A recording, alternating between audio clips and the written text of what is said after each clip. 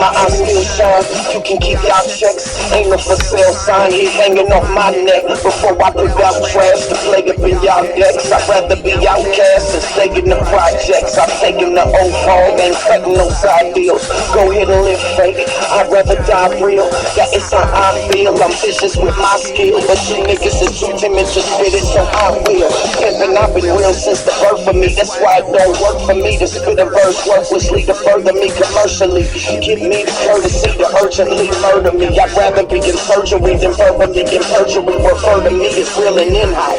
If you feel it or not, I'm still in your spot, nigga. Burglary. If you gon' lurk for me, then do it unmercifully. I'm ready to return to the dirt. Underrated. I wouldn't make it. I wouldn't make it. Now you gotta take it. Now you gotta take it. Ain't nothing fake. Even if they kill me, even if they kill me, forever here I will. Forever here I will. As well as this thing for me. Come on, man. Ain't nothing. Yeah.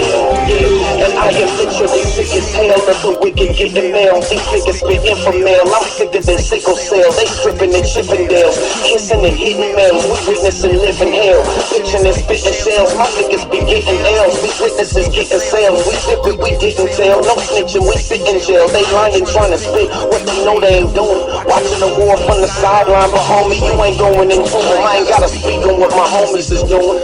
I done bust my gun and tossed it, and my homies just gon' throw me a new one. I ain't proud of it, man. I was ignorant and foul. My sin dug me to fit, and I am living in it now. All the hustling and funkin', drunken, sinning with a gal. I'm thankful for his strength, cause I ain't did it in a while. I give the truth to the youth. Hi, everybody. Pastor Melissa, Shepherd of the Cross Ministries. How's everybody doing tonight? I hope well. Thank you for joining me tonight again. Tonight's devotional is, if you give mercy, you'll get mercy. And I want to start this one off tonight before I read to talk a little bit about that. Because so many people in today's world, I've been noticing, are getting colder and aggressive and angry, rude, giving no exceptions, no grace. Don't give anybody any room for error. We're living in really trying times right now, but the Bible did warn us of those times. And we're actually seeing so many things come to fruition. Not just about the prophecy in the nations and in the world, but just in everyday life. If you really look around you and you're, sensitive in your spirit to things, you are really seeing the darkness closing in. And I'm not talking about this to be preaching doom and gloom, because we know the one that is hope and he's faithful. I'm just saying that so that we're well aware that we got our work cut out for us. And it takes a lot of character in us as Christians. Not just the label Christian either. Not just about going to church and sitting in the pews, punching the church time clock. I'm talking about we really got our work cut out for us as Christian soldiers in the Lord. And it's going to take a lot of character from us to operate in today's world and really make a difference. So what's important is that we not only give mercy out there, but we need to understand we need to give mercy to ourselves too, so that we're not in a place all the time of being so hard on ourselves too that we can't give any mercy out because we haven't given any within. So that's just a little something I wanted to say before starting off tonight with this devotional. So let's begin that, and we start with Romans 15:7. Wherefore receive ye one another, as Christ also received us to the glory of God. Have you ever been taken totally off guard by someone who behaved in a way that was far different from what you expected from him? And I want you to even include yourself in that thought. When this occurred, did you walk in love and forgive the person for what he did? And again, I want you to include yourself in that thought. I've learned through the years that most people who act offensively don't do it on purpose. Sometimes they just inadvertently act in a way that gives a wrong impression to others. Often people who have done something offensive or hurtful to others aren't even aware of how they are being perceived by others. Think about it. Haven't you had times when your actions were perceived differently than how you meant them to be perceived? Have you ever been misunderstood? Has anyone ever called your motives into question? Did it shock you to hear what others thought about you, especially when you knew your intentions were right? You may have meant one thing, but everyone seemed to perceive something totally different from what you intended.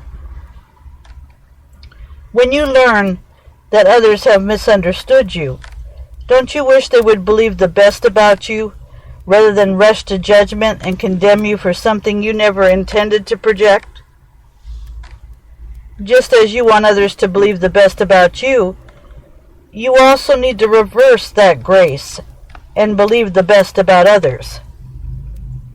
So consider this question.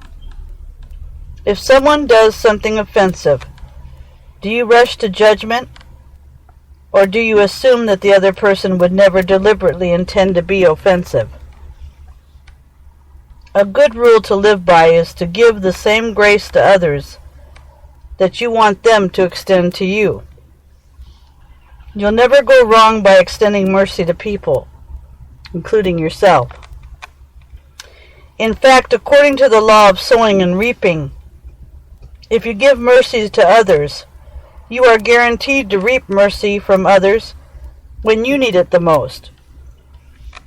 So before your flesh becomes stirred up and upset the next time someone offends you, remember this.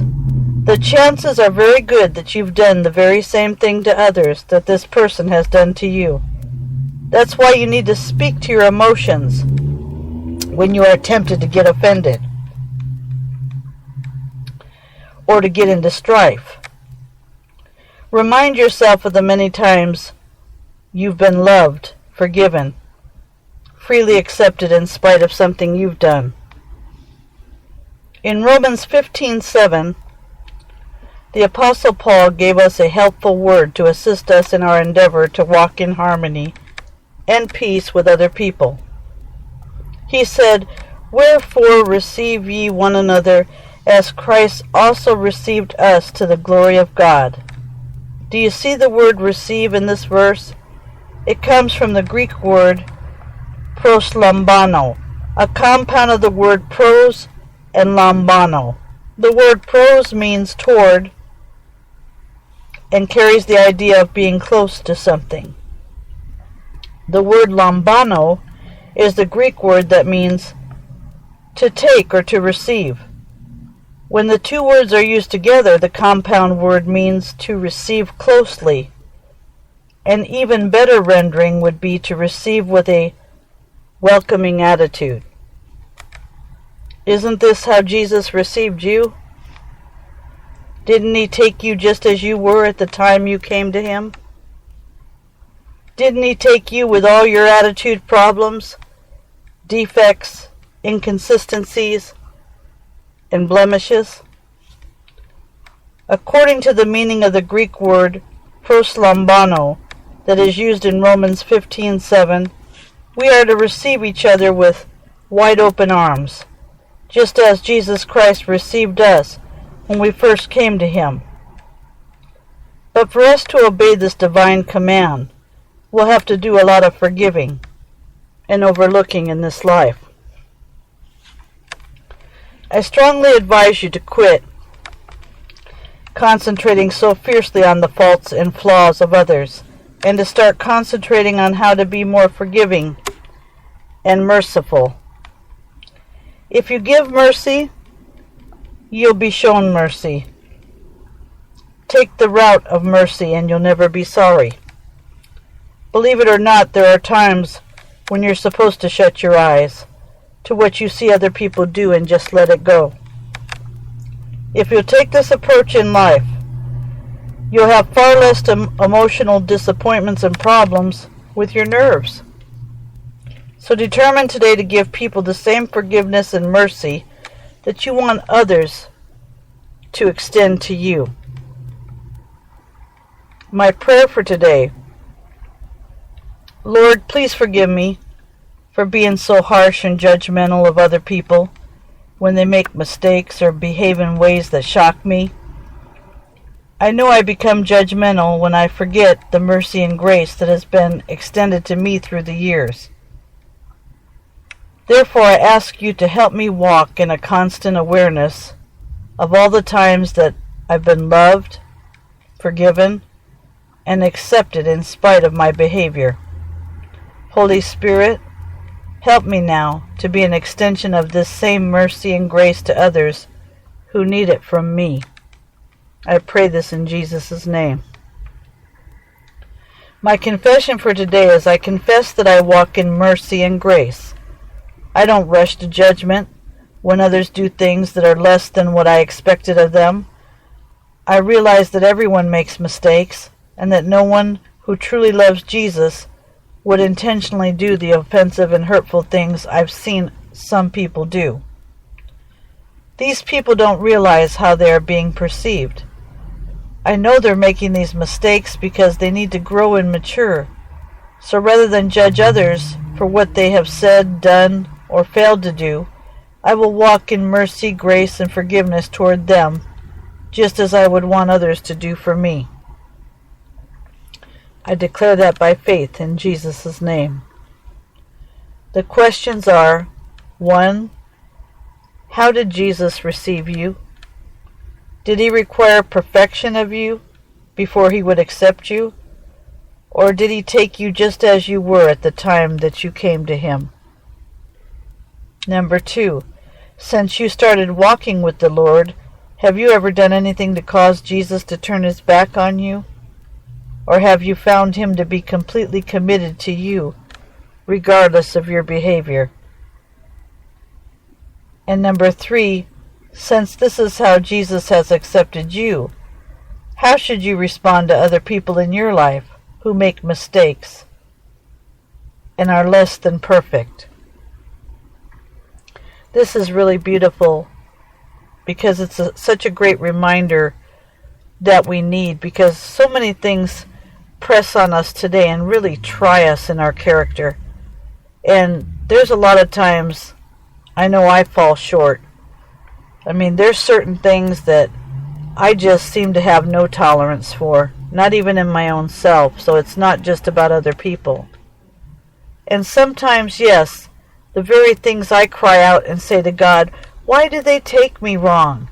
Why did they think I was coming from the wrong place with that? Or how could they judge me? They don't even know me. But yet, God always brings it to my mind when I'm being that same way about somebody else. None of us are perfect. All of us fall short of the glory of God. And I thank God that we do. Because I never really want to get to this place where we feel like we've arrived. Because we are always going to be in a continual state of maturing and developing spiritually in our character. And we really have to give each other grace and mercy to do that, to grow. We're like one big family. We're not all under the same roof, although I feel like we're all under heaven's roof. But we're all growing and developing and trying to find ourselves